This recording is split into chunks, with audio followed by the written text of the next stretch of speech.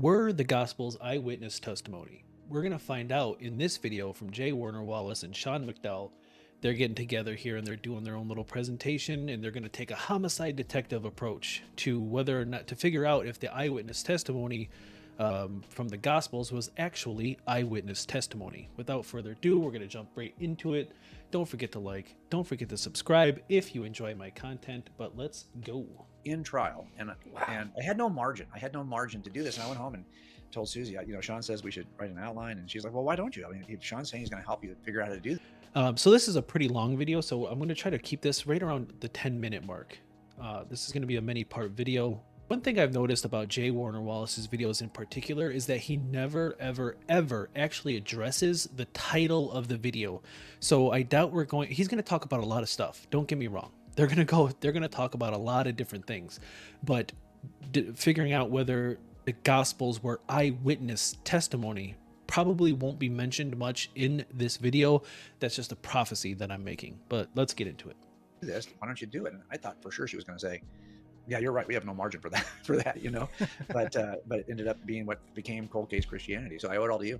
Well, I don't know about owe it all to me, but the moment I heard that presentation, I thought this is such a unique, fresh approach. And you cover a ton of stuff in the book, but we're going to kind of focus down on the claim that the Gospels are eyewitness testimony. Now, what I love about you is you don't approach this as an academic who's read books. You've been examining eyewitness testimony and presenting this kind of evidence before a trial. So you're kind of bottom up rather than top down looking at this approach in a sense. Now, before we get to your case that the Gospels contain eyewitness testimony. So a quick comment on all that. Eyewitness testimony is incredibly unreliable. Just don't take my word for it. Don't take these guys' words for it. Just Google it. Just look at the experiments that have been done, the studies, the data has been collected. The work has been done for you. All you have to do is just go look it up. Even if the Gospels were eyewitness testimony, that does not make them reliable eyewitness testimony. And I think if you just read the story of like the resurrection, you can see just how unreliable the eyewitness testimony actually is, because all of the resurrection stories, the four different Gospels, differ. Some differ. In some cases, the differences are minor, just a little bit of change here and there. And in some instances, they're massively different. They're wildly different. They are incompatible with each other different.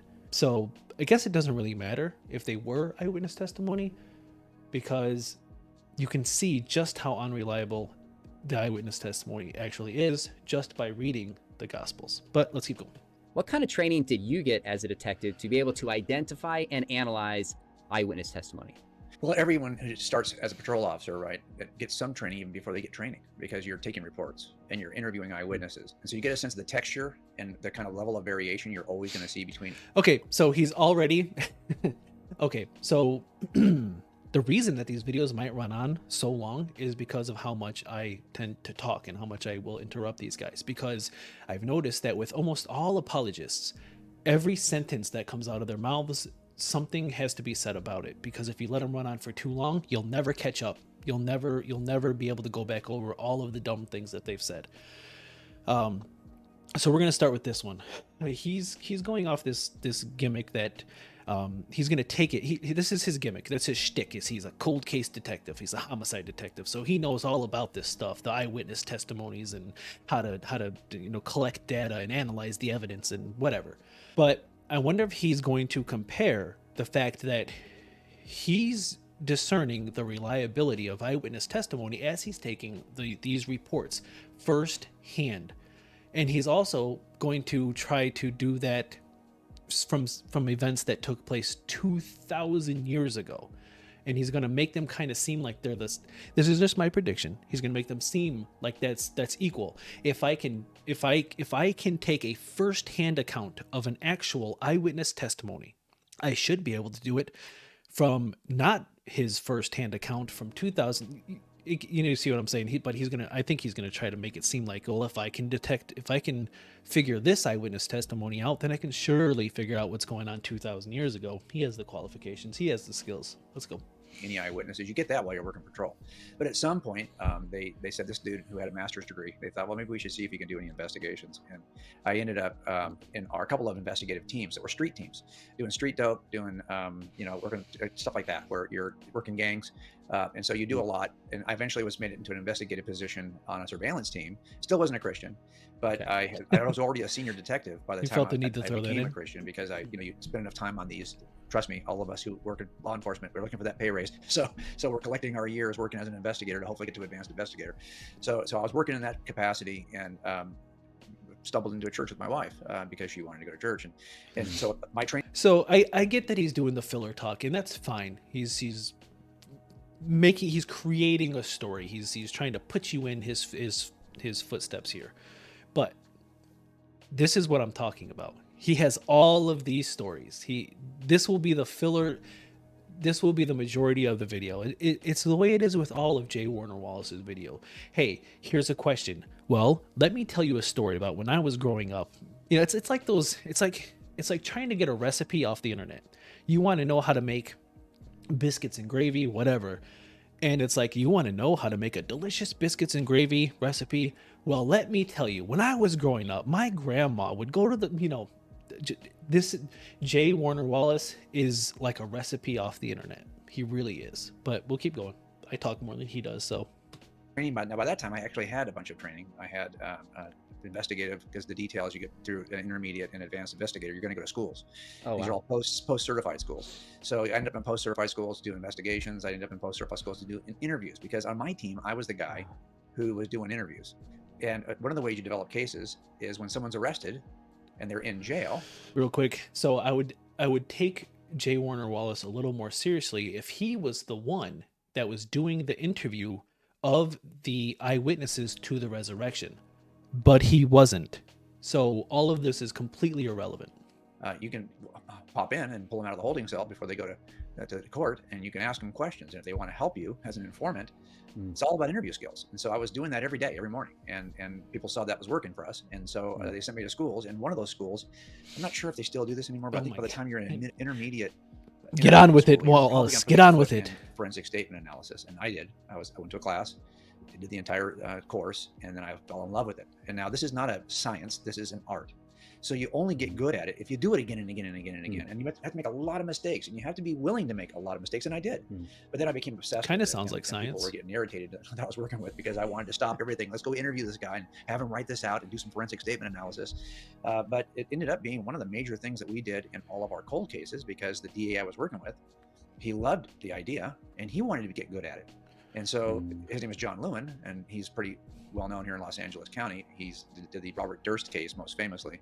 And anyway, the point is, he's always been a fan of this. And so we used it over and over and over again. Now, you're right about the idea of being a detective instead of an academic. And here's the difference, I think. And you know this, because some people have both kinds of what I call smarts, right? Street smarts. That's the title of our friend Greg Kokel's book.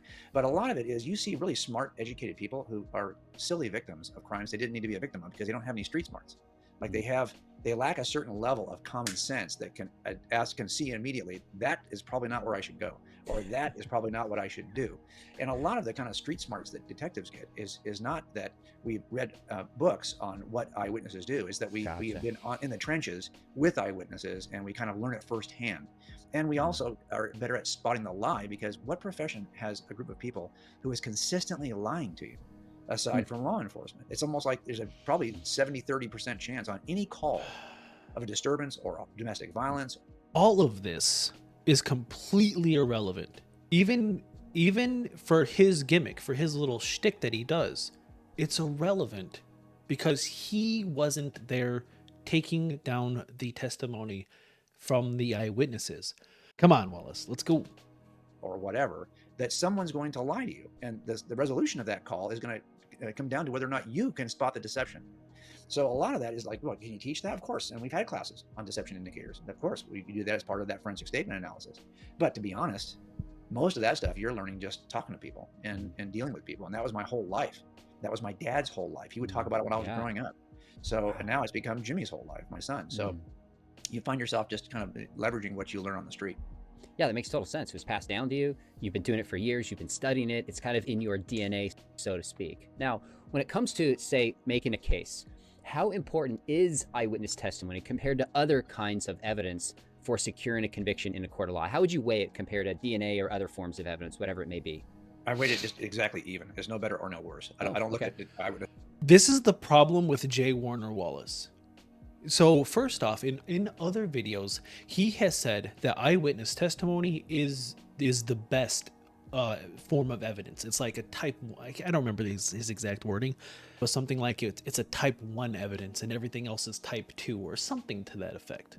So he's already changing his answer a little bit from what he said in the past, but now he's putting eyewitness testimony, and maybe he'll change it. Maybe I prematurely paused, but now he's putting eyewitness testimony on the same level as DNA evidence.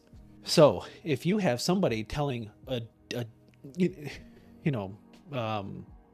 my buddy wasn't there at the crime scene. I was at the crime scene. I didn't see my buddy there, but the DNA evidence places his buddy there. J. Warner Wallace will be like, he said he wasn't there. It's an eyewitness. Come on, Wallace. You're a terrible detective. His testimony and say, well, I got to have eyewitnesses lie all the time. So we have to do something. So maybe I spoke too soon. Hold on. Let me go back just a little bit because he said he doesn't put it. Whatever it may be. I rate it just exactly even. It's no better or no worse. I don't look at eyewitness testimony and say, well, I got to have eyewitnesses lie all the time. So we have to do something. And No, we can that's even what take he's also saying. about Okay. material evidence like DNA. Are we sure it's even the right DNA we swabbed? Are we sure it came from the right spot? Fingerprint. Did we lift the right fingerprint? Is it possible? Come on. Sean McDowell, his face expresses what I'm feeling right now. This is a perfect expression. Sean McDowell, where is he at? Where is Sean?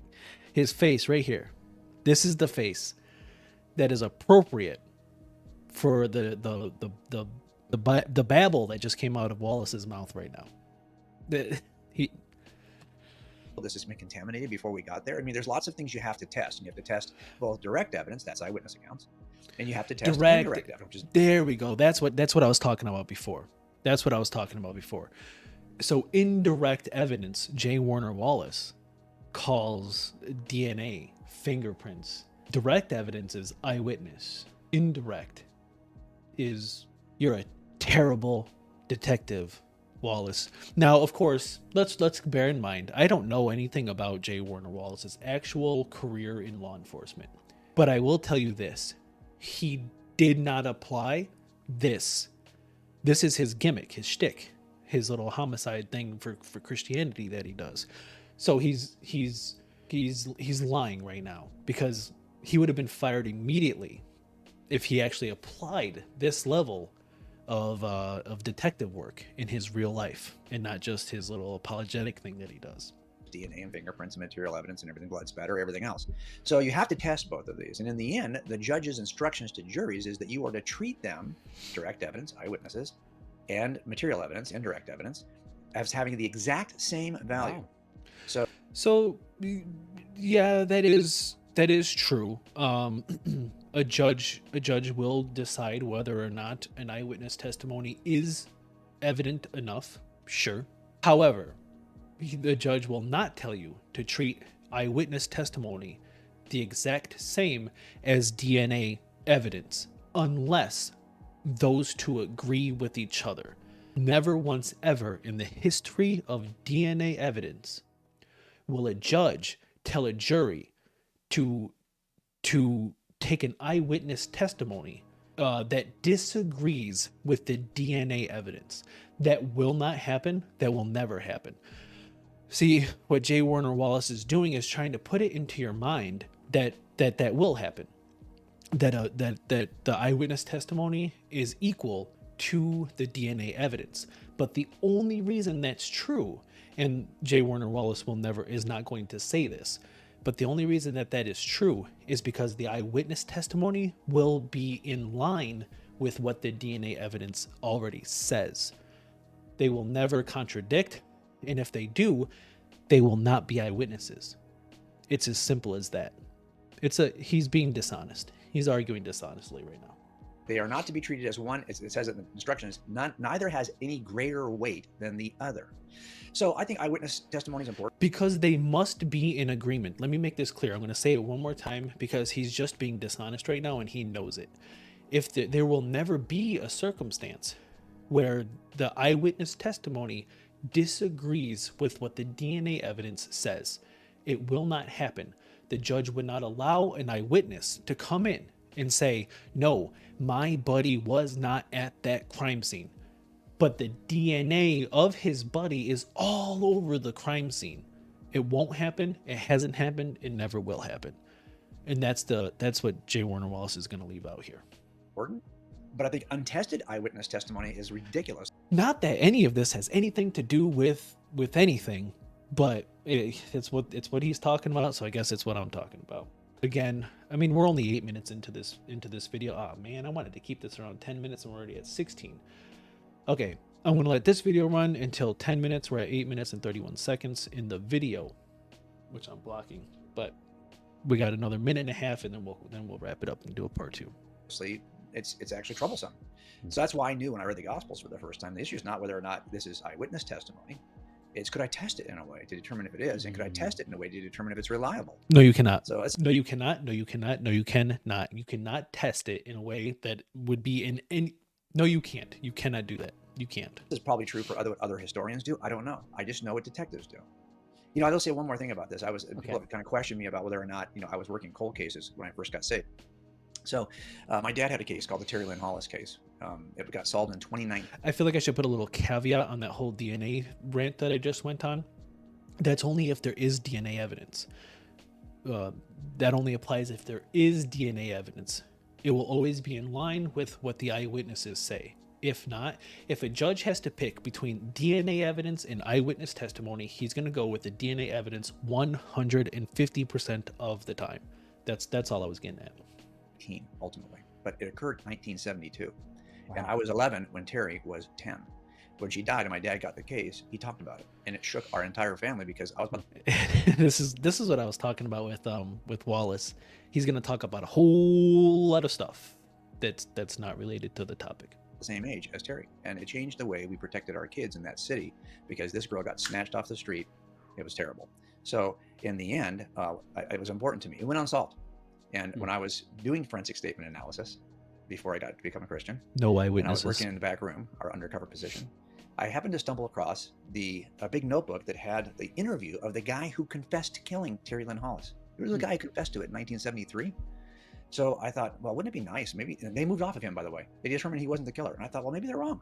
Wouldn't it be great to solve this like that by just doing a forensic statement analysis Wow. of his statement of his So I don't know where he's gonna go with this, and we're right at the 10-minute mark. So I'm gonna cut the video here. I don't want it to go on too long.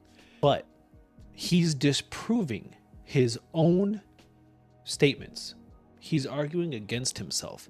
He's battling J. Warner Wallace versus J. Warner Wallace, and he's losing because if you confess to a murder, you are an eyewitness. The reason, I'm guessing, I don't know the case, but the reason that he wasn't charged, and I don't know this, but I'm going to guess, is because a confession isn't enough for a conviction. An eyewitness testimony isn't good enough for a conviction because eyewitness testimony is pretty much useless. Not always, but it's not good enough. If you go in and confess to a crime, you may get arrested, but you probably won't get prosecuted because your confession alone isn't enough. You have to prove it through something better than your own eyewitness testimony. Stay tuned for part 2.